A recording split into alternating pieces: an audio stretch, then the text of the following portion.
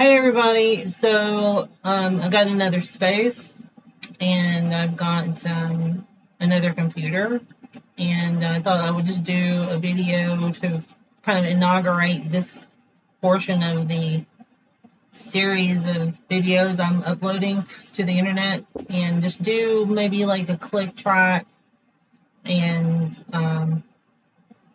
just leads over it or something like that. And if I do something I think is interesting or have something to say about it, I'll just interject and say something. So hopefully you'll enjoy it. I would also like to point out that it's sometime I want to do like a more technical video describing my techniques that I use all the time and why I think they're the bee's knees. And that is specifically going between fingerstyle and two-handed tapping. And that's like a whole other series. So if you want to see that, let me know. Okay, so let's get started.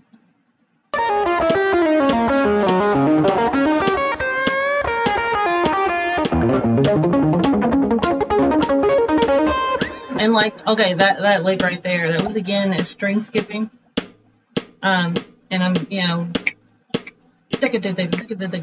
my tongue's stupid, like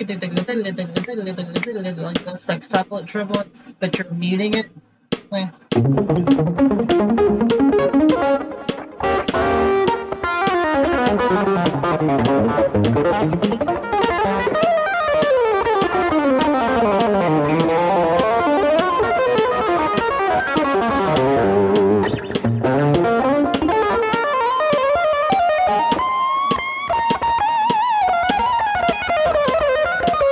And then, of course, now we go into a little bit of Holdsworthian type of Paul Gilbert frenzy.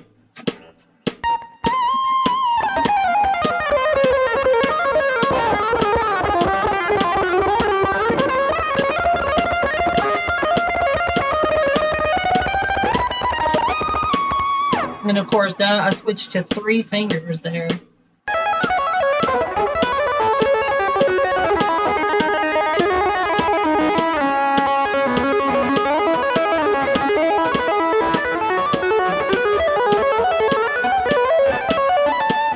And there's a two-string arpeggiated sequence that you can go up modally. You can transpose modally.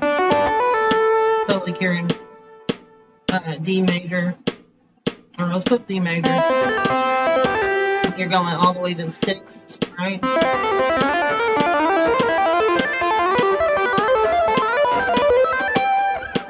All those kinds of little things like that, like I think I tried to do them with my right hand at one point.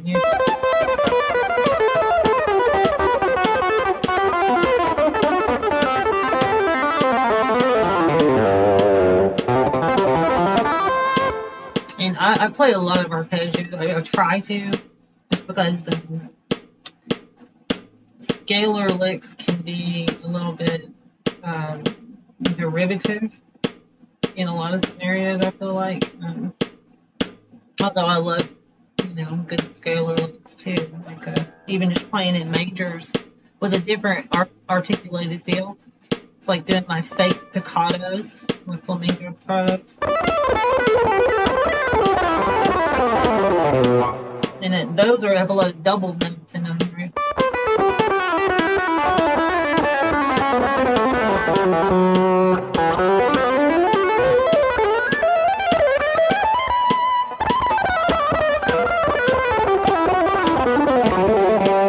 Like, so if Victor Wooten and Tosin Abasi, you do that, the thumbing, the double, triple thumbing. I found that you can do something similar on electric guitar with just kind of a fake piccato. It's not a strict piccato, where you're going like alternate picking. It's more like throw in some double notes here and there to fit the sequence, because we're really talking about either most of the time shoving in 4 notes and 30-second notes would still be a grouping of 8 with a grouping of 4, and then or 30-second note triplets, sextuplets, right? So either way, but that having the ability to do double notes gives you a way to fill up that space cleanly with notes that where you're just repeating something. So it gives a nice metrically, the light's just in, a metrically even type of affair, but also you could use it to create some really interesting rhythmic patterns that would otherwise be weird. So like if you play with a pick, I mean obviously you can do the same thing. I don't really play the pick anymore, but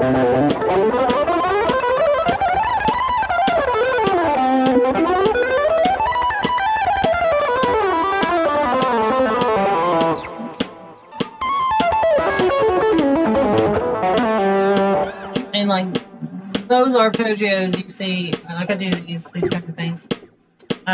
They're from like watching so many classical guitar videos, like you know, where they'll do these kinds of licks.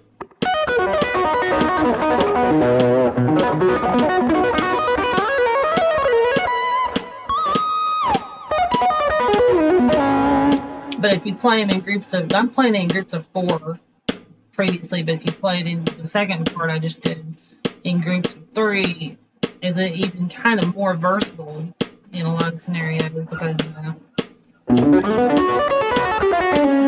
it's just nice to be able to know how to do it multiple ways. That way, if you are playing another passage in another part of the neck and you're like using 2 hands, you know, oh,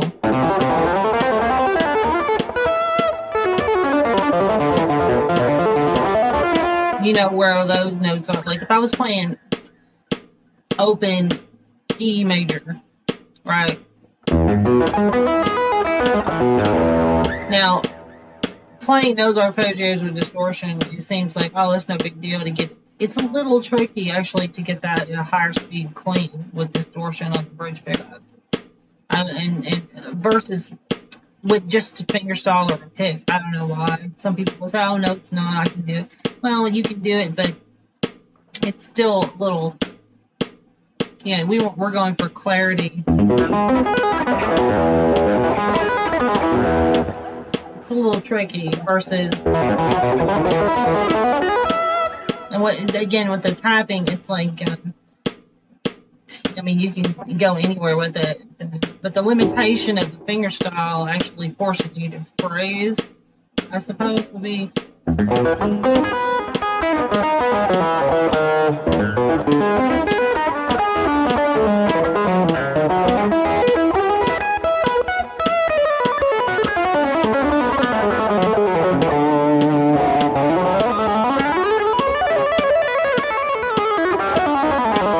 And of course, those are like four note per string licks, which you could do them if you had monster hands. I don't have monster hands. Kind of like Van Halen used to do those real fast tremolos.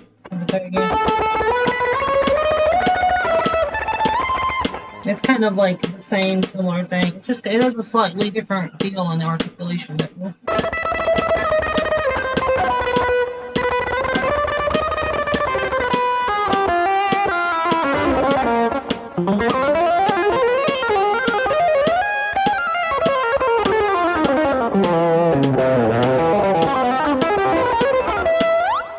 And of course, again, I missed my whole point. I was going to talk about using this finger, just this finger by itself. Up there, I was actually using 2.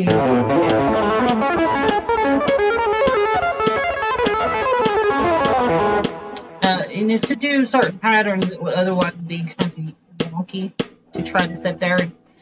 I mean, you can do it and learn, you know, and all this stuff, and it'll sound great. But like, it's just really super easy to go, you know, like as if you were playing like snare drum rudiments. And that's why I feel like not using 2 hands sometimes is kind of like, well, I'm going to learn all my snare drum rudiments with 1 stick, you know, and you can do that, but, you know, it's just easier to go.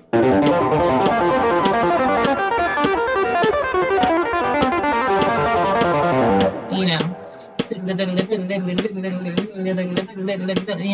the different articulations you get.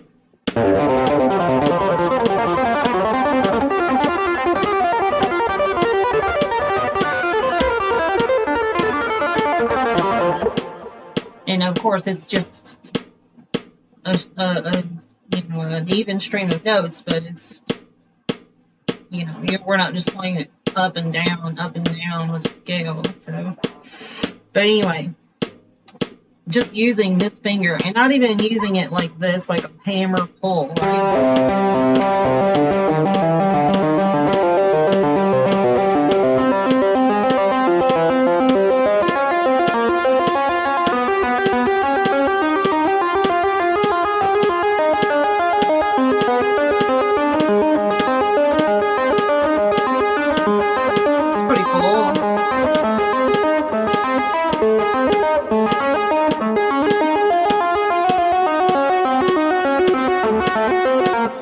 So aside from that, I got sidetracked. That would be called a pedal tone exercise.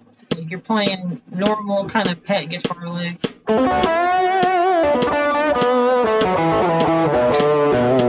You can use like this finger,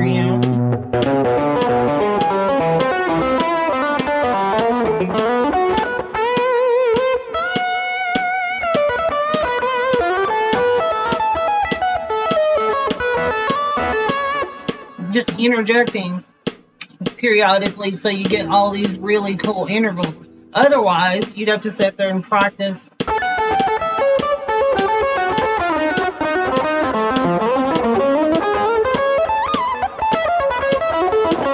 which you could do and you probably want to do, but let's say you're at the gig and you're trying to expand your ability, your phrasing or something, and you don't want to go back and have practiced this stuff for 20 hours. So, that's one way of looking at it, I guess.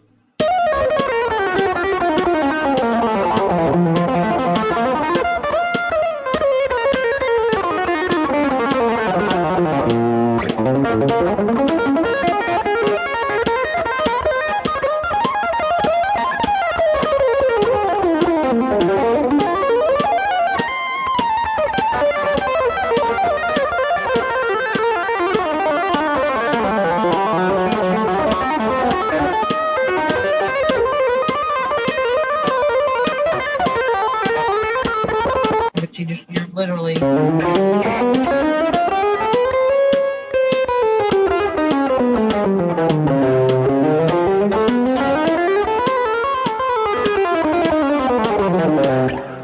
very Holdsworthian kind of tonality. This is a weird sweep picking exercise I invented. I originally was doing it like this.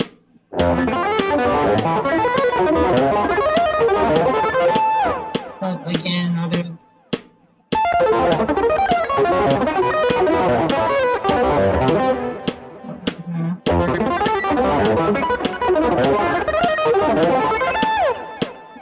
So there, and then of course I've since tried doing it without the peg.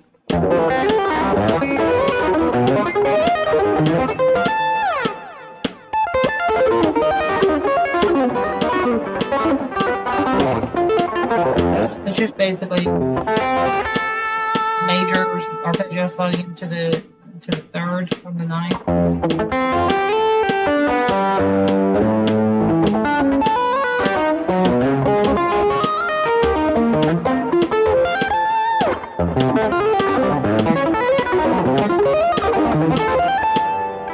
Very fun to do.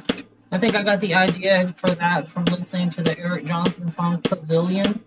There's some and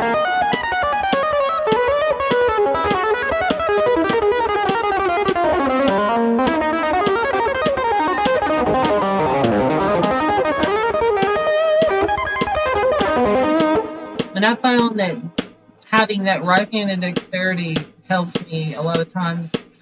There's just a lot of things you could do. I haven't even really written a lot of tunes that do this, but if I was playing in a rock band, and we're rocking along, I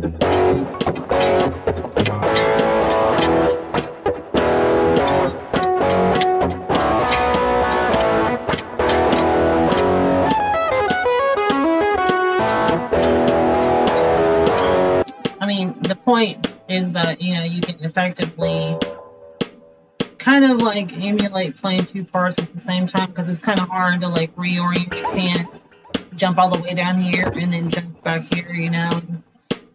Having it split, you get like a more natural division of labor, you know.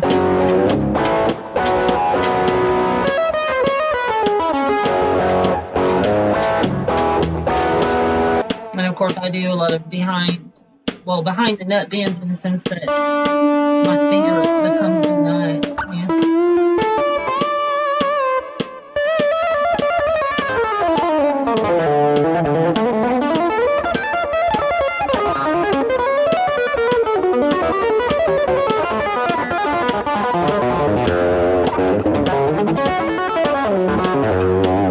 And like there, you can use toe legato.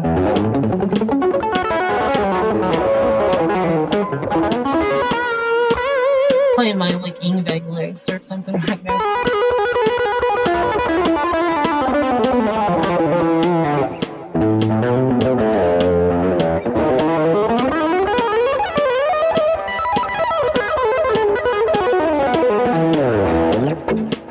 Anyway, so, you know, I hope you've enjoyed this little delve into some lead ideas, and hopefully you'll keep watching my channel and things will continue to improve.